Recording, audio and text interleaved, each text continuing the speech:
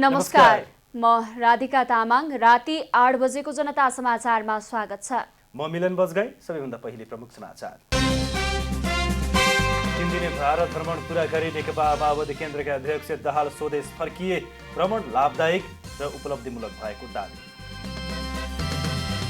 प्रतिनिधि सभामा पेश गरिएको नेपाल नागरिकता विधेयकप्रति नागरिकता अध्ययन कार्यदलको असन्तुष्टि। विधेयक राष्ट्रघाती भएको दावी। सडक बालबालिकालाई प्रलोभनमा पारी मृगौला बेचबिखन गरेको आरोपमा 5 जना पक्राउ। मृगौला दान गर्न भारत लैजाने गरेको खुलासा। उत्तरी ग्रिसमा दुर्घटनाग्रस्त कार्गो विमानमा मृत्यु भएका सबै 8 जना युक्रेनी नागरिक रहेको पुष्टि। दुर्घटनाग्रस्त क्षेत्रका मानिसहरूलाई घरभित्रै बस्न चेतावनी। र सातोबाट स्थित अन्तर्राष्ट्रिय खेलकुद परिसरमा भएको पौडी पोखरीमा ई टिकटको सुरुवात। काउन्टरमा भिड कम हुने विश्वास।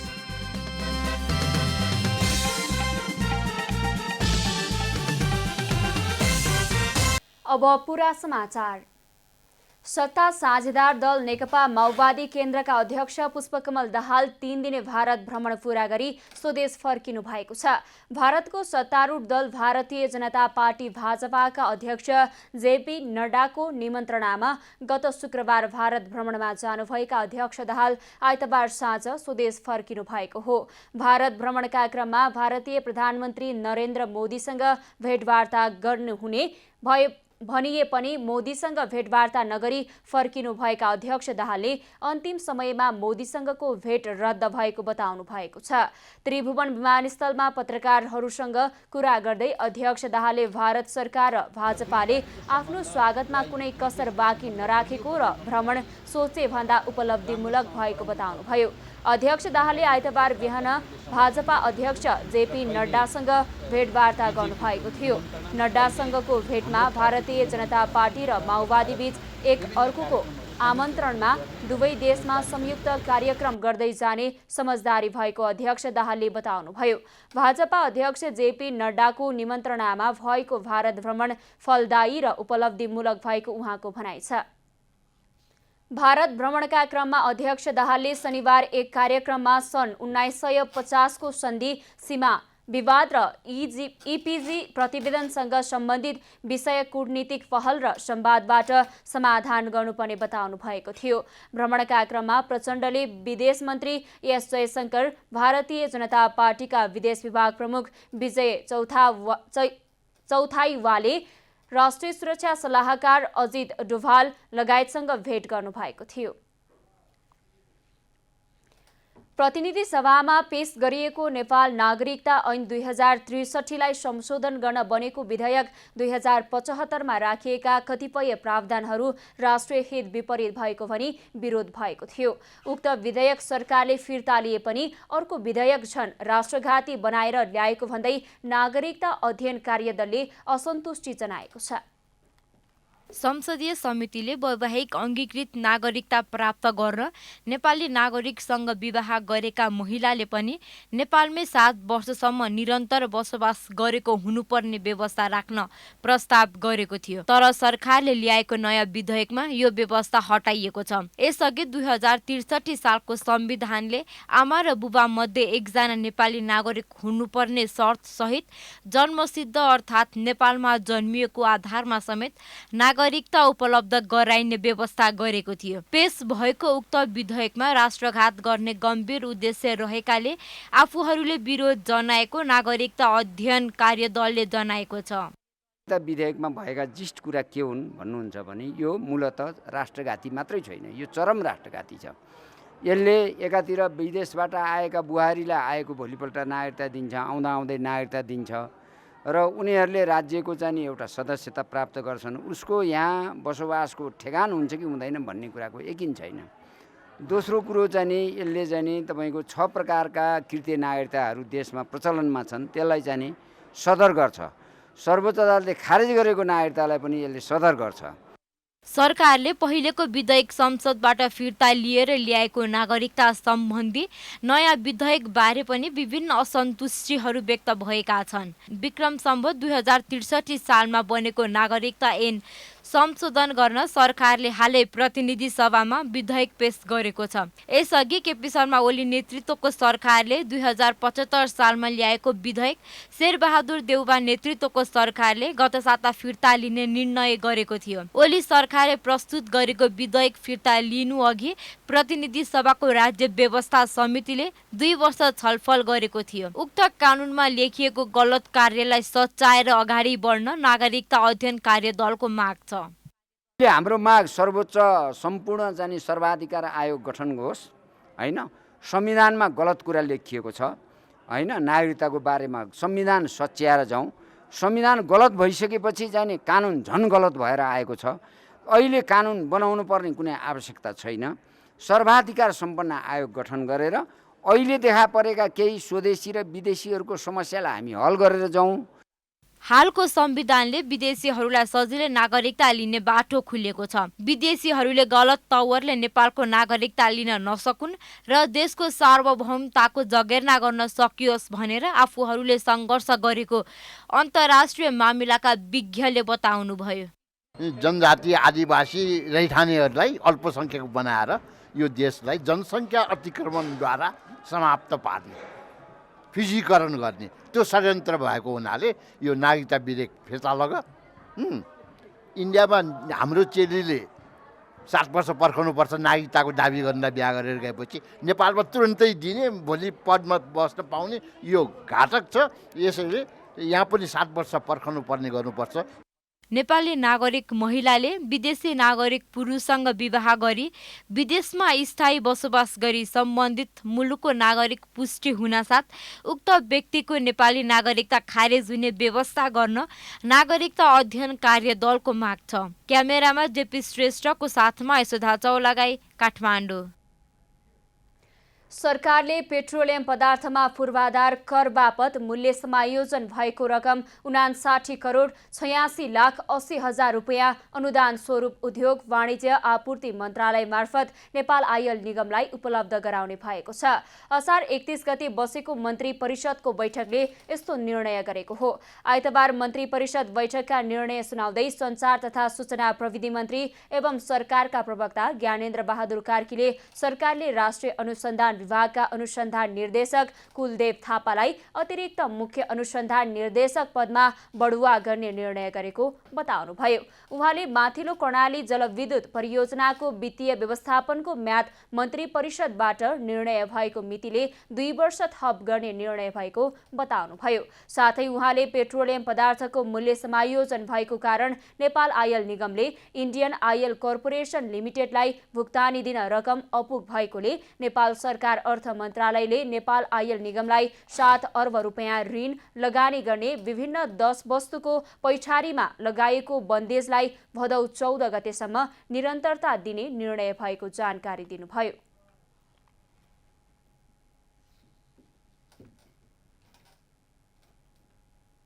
राष्ट्रिय अनुसन्धान विभागका अनुसन्धान निर्देशक कुलदेव थापालाई अतिरिक्त मुख्य अनुसन्धान निर्देशक पदमा बढुवा गर्ने, माथिल्लो कर्णाली जलविद्युत परियोजनाको वित्तीय व्यवस्थापनको म्याद मन्त्री परिषदबाट निर्णय भएको मितिले 2 वर्ष थप गर्ने, पेट्रोलियम पदार्थमा पूर्वाधार कर बापत मूल्य समायोजन भएको रकम 59 करोड 86 लाख 80 हजार रुपियाँ अनुदान स्वरूप उद्योग वाणिज्य तथा आपूर्ति मन्त्रालय मार्फत नेपाल आयल निगमलाई उपलब्ध गराउने।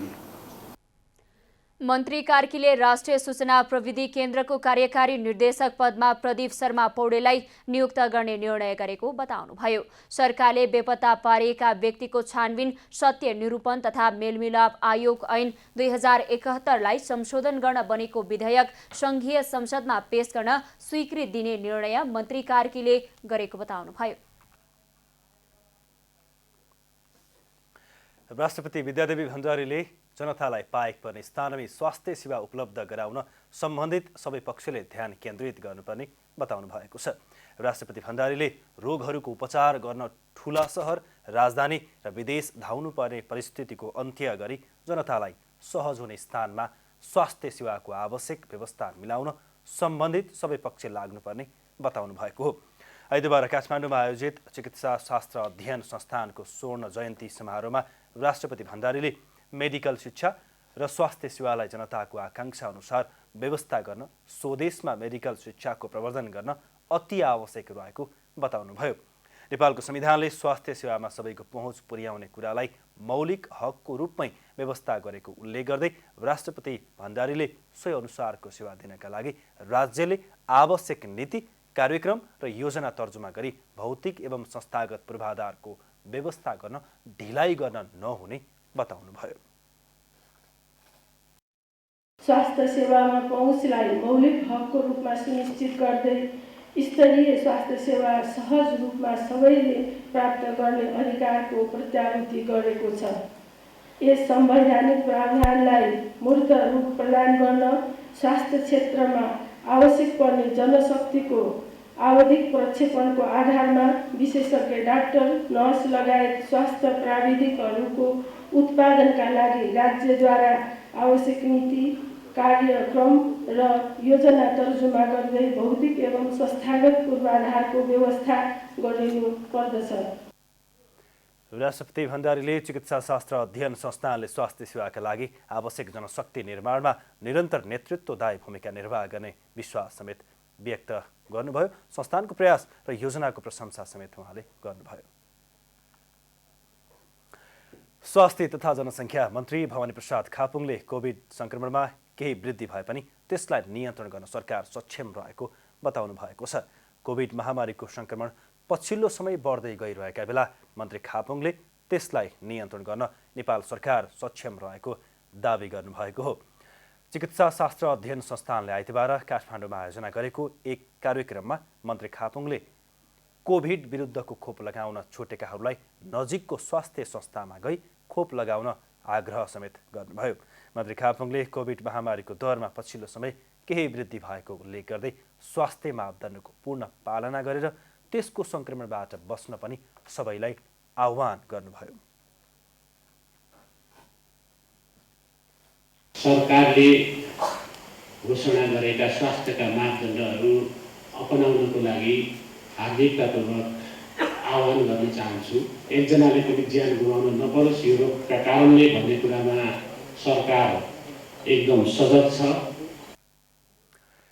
सरकारी तथ्याङ्क अनुसार हालसम्म नेपालमा कोभिडका कारण 11,952 जनाले ज्यान गुमाउनु परेको छ। हाल नेपालमा कोरोना भाइरसको सक्रिय संक्रमितको संख्या 1,400 भन्दा बढी रहेको छ।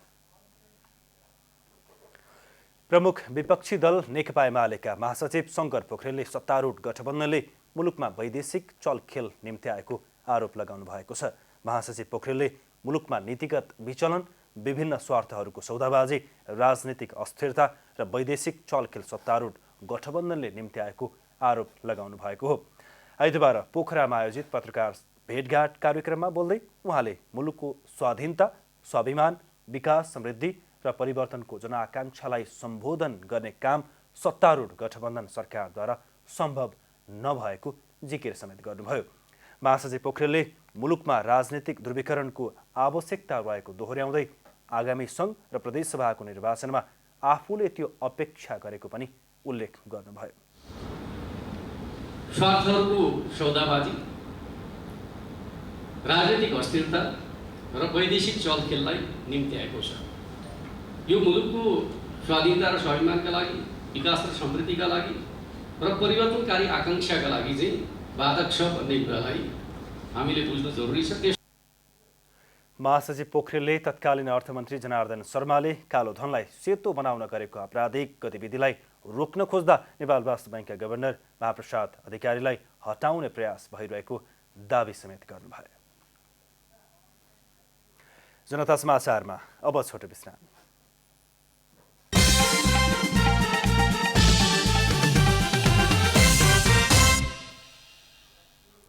अब थप समाचार। आज साउने संक्रान्ति आजबाट साउन महिनाको सुरुवात भएको छ। साउन महिनाको पहिलो दिनमा नेपाली नारीहरूले हरियो पहेँलो चुरा लगाउने, हरियो कपडा र मेहेन्दी लगाएर यो महिनालाई स्वागत गरिने परम्परा रहेको छ।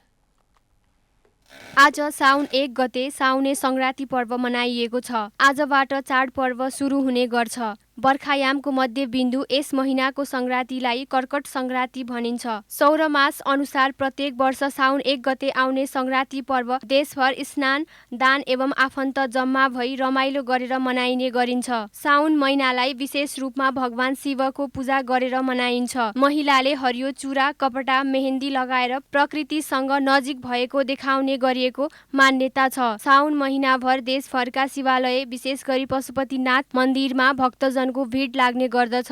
साउन महिनाका प्रत्येक सोमबार व्रत बस्नुका साथै महिनाभर माछा मासु नखाने चलन छ। साउन महिनालाई शिवजीको महिना र सोमबारलाई शिवको बार भनिन्छ। नेपाली नारीहरू साउनको प्रत्येक सोमबार व्रत बस्ने परम्परा छ। साउन महिनामा विशेष गरी महिलाले हरियो पहेँलो चुरापोते कपडा लगाउने गरेकाले अन्य समयमा भन्दा साउनको महिनामा व्यापार राम्रो हुने व्यवसायीहरूको भनाइ छ। साउनभरिमा चाहिँ अब मेन अरू बेला रातोलाई मानिन्छ नि श्रावणमा चाहिँ हरियो र पहेँलो धेरै खोज्न आउँछ वर्षभरि। व्यापार चाहिँ यो बेला अलिकति राम्रो हुन्छ अरू टाइमभन्दा। हाम्रो त मेन व्यापार भनेको तीजमा हुने हो, तर त्योभन्दा अगाडि चाहिँ श्रावणको व्यापार हुन्छ।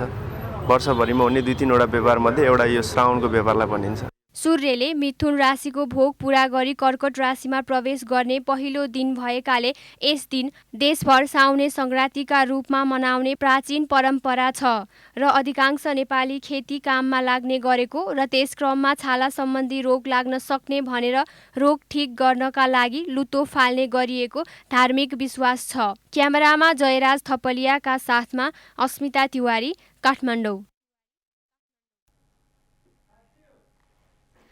नवनिर्वाचित उपसभामुख पुष्पा भुसाल गौतमले उपसभामुखको पदभार ग्रहण गर्नुभएको छ। आइतबार राष्ट्रपति भवन शीतल निवासमा पद तथा गोपनीयताको शपथ ग्रहण गरेपछि भुसालले पदभार ग्रहण गर्नुभएको हो। राष्ट्रपति विद्यादेवी भण्डारी, उपराष्ट्रपति नन्दबहादुर पुनको उपस्थितिमा सभामुख अग्निप्रसाद सापकोटाले भुसाललाई शपथ ग्रहण गराउनु भएको थियो। पदभार ग्रहणपछि सञ्चारकर्मीहरूसँग कुरा गर्दै उहाँले उपसभामुख बनेपछि आफ्नो जिम्मेवारी बढेको महसुस गरेको भन्दै आफ्नो कार्यकालमा संविधान अनुसार काम गर्ने बताउनुभयो। उपसभामुख भुसालले संविधान कार्यान्वयन गर्दा संविधानले उपसभामुख पदबाट अपेक्षा गरेको भूमिका इमानदारिताका साथ निर्वाह गर्ने प्रतिबद्धता जनाउनुभयो। उहाँले सदनलाई प्रभावकारी ढङ्गबाट अघि बढाउन आफ्नो महत्त्वपूर्ण भूमिका हुने बताउनुभयो।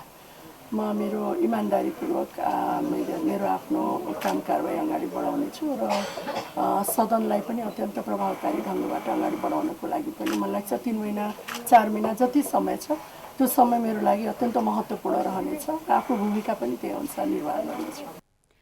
उपसभामुख भुसाल गत शुक्रबार नेकपा एमालेकी सांसद विद्या भट्टराईलाई पराजित गर्दै गठबन्धनको तर्फबाट उपसभामुखमा निर्वाचित हुनुभएको थियो। सडक बालबालिकाहरूलाई प्रलोभनमा पारी मृगौला बेचबिखनमा संलग्न रहेको आरोपमा 5 जनाको गिरोहलाई प्रहरीले पक्राउ गरेको छ।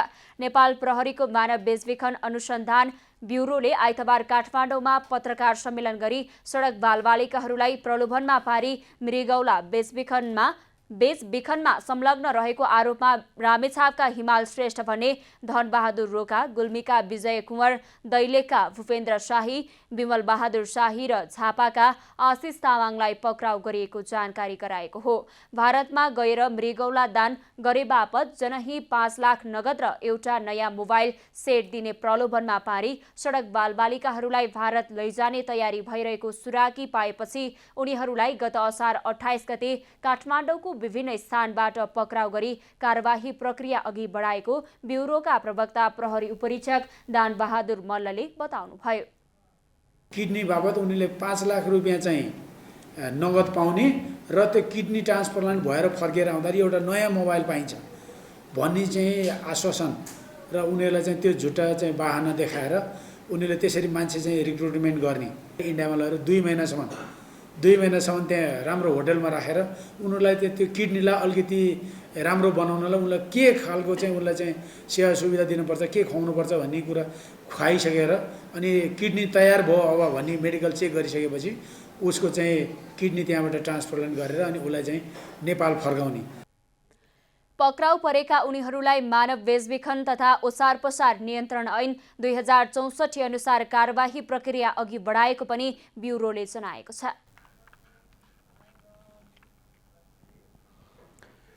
पूर्व अर्थमन्त्री जनार्दन शर्मामाथि छानबिन गर्न बनेको संसदीय छानबिन विशेष समितिले अर्थ मन्त्रालयको सीसीटीभीसँग सम्बन्धित इन्जिनियरहरूसँग सोधपुछ गरेको बताएको छ। आइतबार सिंहदरबारमा बसेको समितिको बैठकमा अर्थ मन्त्रालयका उच्च तह तथा अन्य विभिन्न तहका पदाधिकारीहरूसँग सोधपुछ सक्ने तयारी रहेको बताएको थियो। समितिका सचिव सुरेन्द्र अर्यालले आइतबार अर्थ मन्त्रालयका प्रशासन महाशाखा प्रमुख, सीसीटीभीसँग सम्बन्धित काम गर्ने आइटी इन्जिनियर र बजेट महाशाखा प्रमुखसँग पनि सोधपुछ गरेको बताउनुभयो।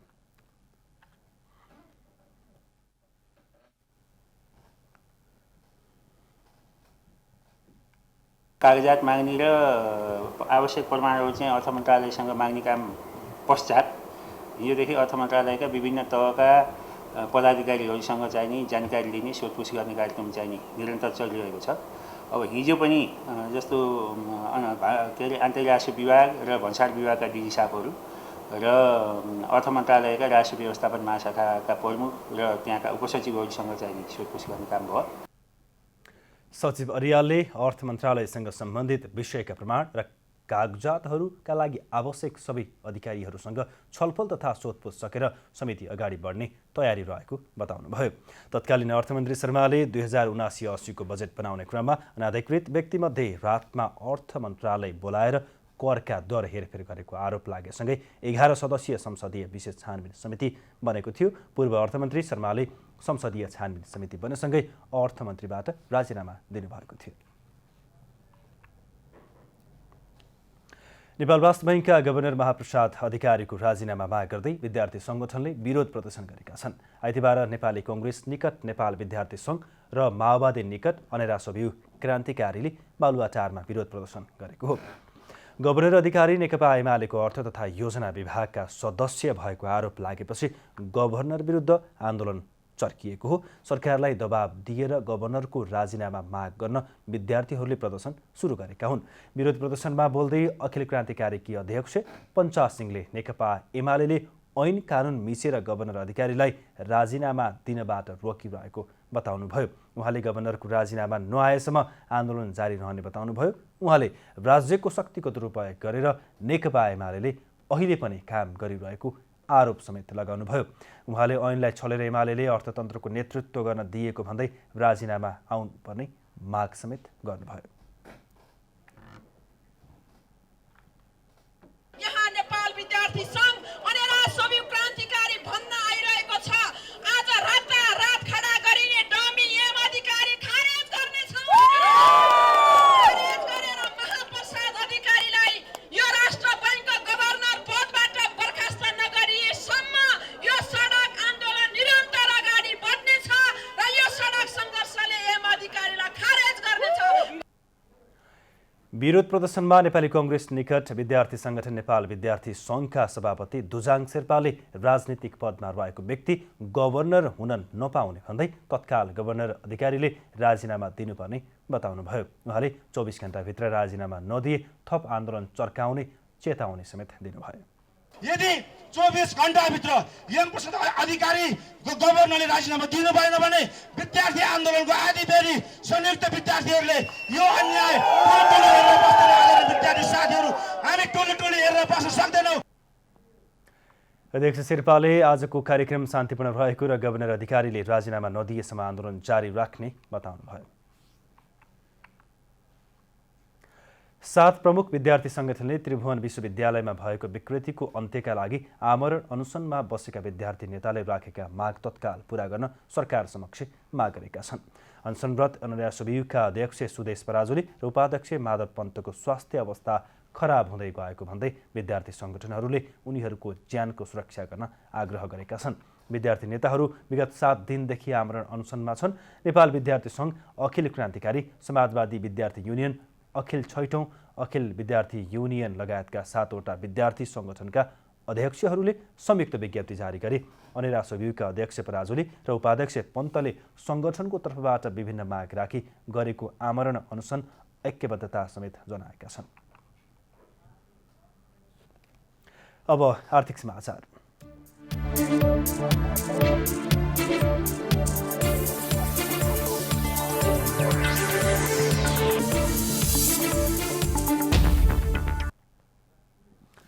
हिमालयन जनरल इन्सुरेन्स कम्पनी र एभरेस्ट इन्सुरेन्स कम्पनी बीच मर्जर भएर आइतबारबाट औपचारिक रूपमा एकीकृत कारोबार सुरु भएको छ। आइतबार काठमाडौँमा एक कार्यक्रमका बीच नेपाली बिमाको इतिहासमा पहिलो पटक 2वटा बिमा कम्पनीहरू मर्जर भएर एकीकृत कारोबार सुरु गरेका हुन्। हिमालयन जनरल इन्सुरेन्स र एभरेस्ट इन्सुरेन्स कम्पनी बीच मर्जर प्रक्रिया पूरा गरेर बिमा समितिले मर्जर स्वीकृति दिएसँगै आइतबारबाट एकीकृत कारोबार शुभारम्भ भएको हो। एकीकृत कारोबारको शुभारम्भ बिमा समितिका अध्यक्ष सूर्य प्रसाद सिलवालले औपचारिक रूपमा गर्नुभएको थियो। एकीकृत कारोबारको शुभारम्भ कार्यक्रममा बोल्दै बिमा समितिका अध्यक्ष सिलवालले बिमा कम्पनीहरूमा अस्वस्थ प्रतिस्पर्धा तथा अहिले कायम रहेका बिमा कम्पनीको पुँजीले बढ्दै गएको दायित्व वहन गर्न नसक्ने भएकाले बिमा कम्पनीको मर्जर जरुरी भएको बताउनुभयो। उहाँले पछिल्लो समय बिमा कम्पनीहरूले 2 रुपैयाँमा बिमा गर्ने प्रवृत्ति बढेको बताउनुभयो। अध्यक्ष सिलवालले बिमा कम्पनीले पोलिसी बेच्ने तर पोलिसी अनुसार दायित्व वहन गर्न नसक्दा सँगै बिमाको बजार बदनाम भएको तथा बिमा कम्पनीप्रतिको विश्वसनीयतामा कमी भएकोले बिमा क्षेत्रमा धेरै सुधार गर्नुपर्ने आवश्यकता रहेको जिकिर समेत गर्नुभयो। हाम्रा रिस्कहरू चाहिँ हामीले वहन गर्नुपर्ने दायित्वहरू बढ्दै गए। त्यसमा पनि हाम्रो बिचको अनहेल्दी कम्पिटिसनले हामीलाई के गर्यो भने 2 रुपैयाँमा अब हामीले डोजरको बिमा गर्न थाल्यौँ। 2 रुपैयाँमा हैन, हामीले प्रत्येकलाई प्रसन्न बनाउन खोज्यौँ हाम्रो आफ्नो कष्टलाई पटेल गरेर। हामी सर्भाइभ गर्नुपर्छ भने पनि थिएन। हामीले जसरी भए पनि आफ्नो ट्रेडको भोल्युमलाई बढाएर देखाउनु पर्यो ताकि हाम्रो रिटेन्सन भइराखोस् भन्ने खालको मान्यतामा हामी चल्यौँ। यसले गर्दाखेरि सिम्ने बिमाको बजार बदनाम। कार्यक्रममा बोल्दै हिमालयन इन्सुरेन्सका प्रमुख कार्यकारी अधिकृत विजय बहादुर शाहले बिमा कम्पनीहरूले पुँजी वृद्धि गरेर मर्जरमा जाँदा बिमालाई सुधार र बिमाको उचाइ बढाउने दाबी गर्नुभयो। जुन किसिमले चाहिँ अहिले बिमाको उद्योग तरङ्गित भएको छ, जुन किसिमले चाहिँ अब हामी स्ट्रङ्गर हुनुपर्छ, हामीहरूले आफ्नो क्षमता वृद्धि गर्नुपर्छ र हामीले चाहिँ आफ्नो जोखिम गर्ने क्यापेसिटीलाई पनि बढाउँदै लैजानुपर्छ भन्ने किसिमको चाहिँ एउटा चाहिँ लहर आएको छ। मलाई लाग्छ यसको बिमालाई चाहिँ सुदृढ गर्न र बिमाको चाहिँ उचाइलाई बढाउनलाई अवश्य पनि बनाउनुपर्छ। हिमालयन र एभरेस्ट दुवै कम्पनीको गत असार 2 गते सम्पन्न विशेष साधारण सभाबाट मर्जर सम्बन्धी सम्पूर्ण प्रक्रिया पारित भएका थिए। बिमा समितिले यी दुवै कम्पनीको मर्जरलाई गत असार 8 गते अन्तिम स्वीकृति प्रदान गरेको थियो। जनता समाचारमा अब छोटो विश्राम।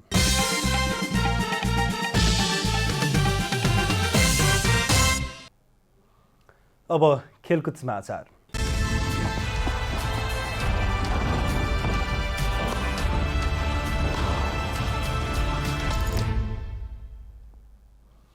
सातदोबाटो स्थित अन्तर्राष्ट्रिय खेलकुद परिसर हातामा रहेको पौडी पोखरीमा ई टिकटको सुरुवात गरिएको छ।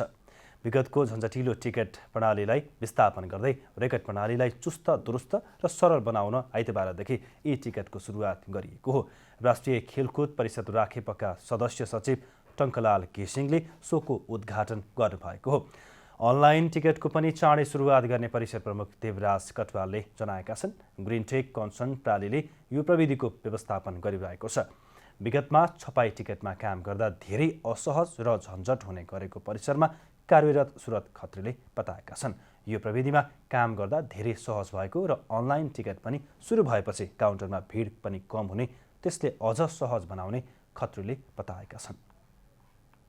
अब मौसम समाचार।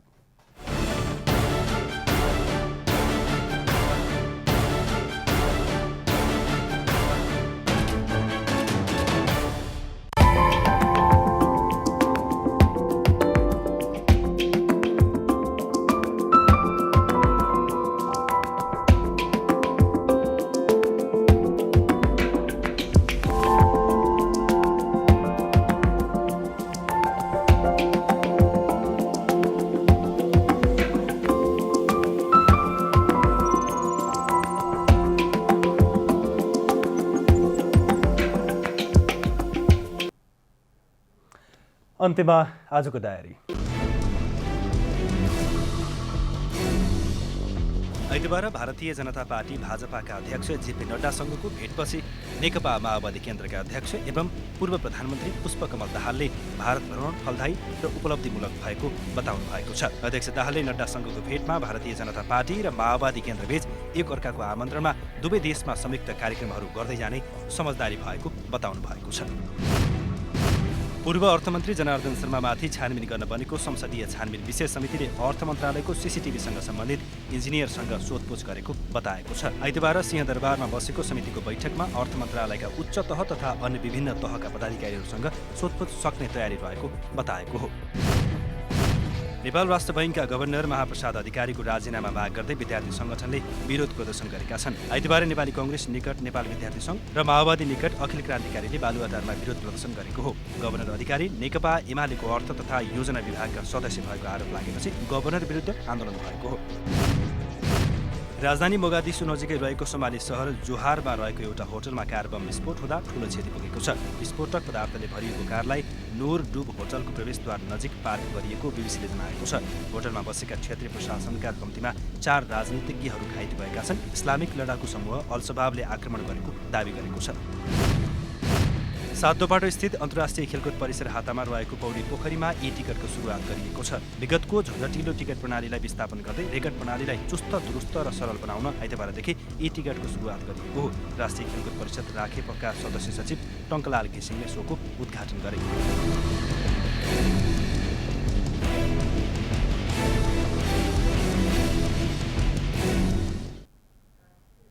जनता समाचार अहिलेलाई यति नै। जनताद्वारा जनताका लागि प्रसारित जनता टेलिभिजनका कार्यक्रमहरू युट्युब, ट्विटर, फेसबुक र हाम्रो वेबसाइट जनतासमाचार.com मा पनि पढ्न र हेर्न सक्नुहुनेछ। नमस्कार।